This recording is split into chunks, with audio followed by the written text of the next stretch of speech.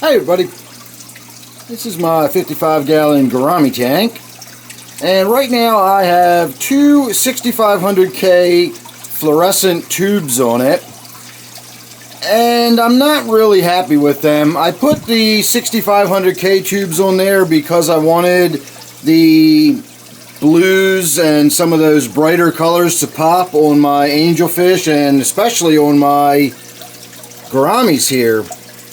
And while that is the case, and we are getting a fair amount of the sort of blue sparkle, the pearls, if you will, the little white specks you see all over the sides of the gouramis there, actually are sort of an iridescent blue color.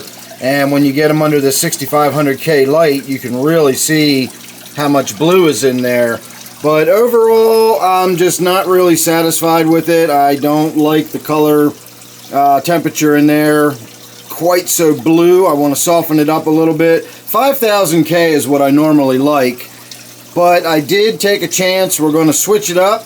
I have built myself a monstrosity of a light. We'll have a look at that in a minute. I'll shoot some video of it before we put it on the top, but we're going to do a before and after, and then we can have a look at what it actually looks like after we see the stark difference between what it looks like now and what it's going to look like in a minute. So what I built the thing out of, it's a sort of homemade light hood, and I've got 4 LED floodlights in it.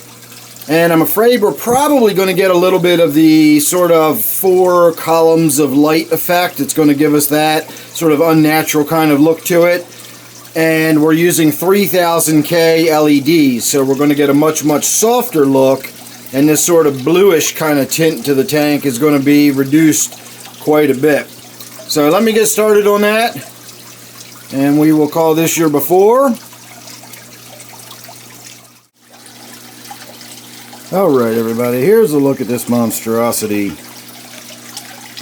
It is an old ceiling fixture from a fluorescent light, not a shop light, but a standard 2-tube T12 fixture, and it is actually steel. It's heavy as could be, and I wound up brutalizing some holes in there. I guess you could say I cut them in there using a hole saw, but I only have a hole saw that's made for wood, and while it did get the job done, I absolutely destroyed the hole saw and did not do a very clean job of making holes in the pretty heavy gauge steel, as you can imagine. So anyway, that's all I did, was I cut some holes in the back of that reflector. I stuck the LED floodlights through it, siliconed them into place, and then these, you can get these at Home Depot for about $3 a piece. These sockets, actually, this top part screws off, and then you just split the line and you run it in there. You screw the thing back on and it presses it down over the 2 little metal pins, and then you just run it through and you just put a slit, and then you just, you know, you can see where I separated it, ran it through both sides, screw the top back down, and it again pinches. So the only thing you got to do is make sure you're using the same side of the plug. If you'll notice, these plugs, one side has a smooth side and one side has grooves on it. That indicates the neutral versus the hot, and the hot is the smooth side and neutral is the ribbed side. And when you run them through, you don't really have to worry about which is which, but it is a good idea to do the same on both sides all the way through. So if you put the ribbed side to, say, the copper element and the smooth side to the silver element, just do that all the way around. And there were a couple cases where I actually had to flip the cord over because of the way these screwed in, and they were the reverse side, so I had to sort of flip the cord over to get all the polarities the same way. So anyway, that's all I did, was I slapped them together, made one long cord. So now it's going to go on top of the tank, and we'll plug it in and see what it looks like. And we will call this your before. And there's your after. So we are very much seeing those sort of columns of light that I was kind of anticipating. I'm not terribly unhappy with it, but I'm also not completely satisfied with it. I don't know, it'll take some growing on me. We'll have to wait and see whether I like it or not. The one thing I will say is that that really soft color temperature in there is a big difference, and it really makes the fish look a lot different.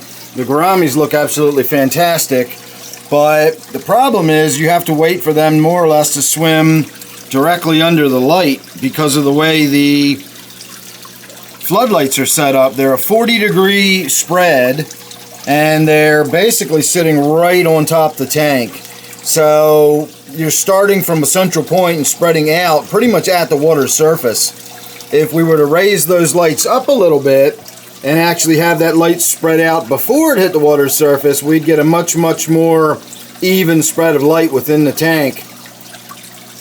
I have my lights on my New World tank set up that way. You can see they're hanging about 12 inches above the water, and so by the time it hits the water, you'll notice there's absolutely no indication whatsoever of any kind of separation from where one light starts and the next one ends, and that's simply because they're elevated above the tank a little bit.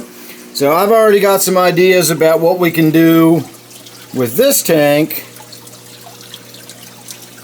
because we are limited on options. It's got gouramis in it, so having it an open top tank with the lights hanging above it is not something we can do, but there are other options. So we'll give it some time with this and see what it looks like and see whether that grows on us or not. The gouramis just look absolutely fantastic when they get under the light. I'm hoping this big dominant male right there turns sideways for us while he's still being displayed in that light.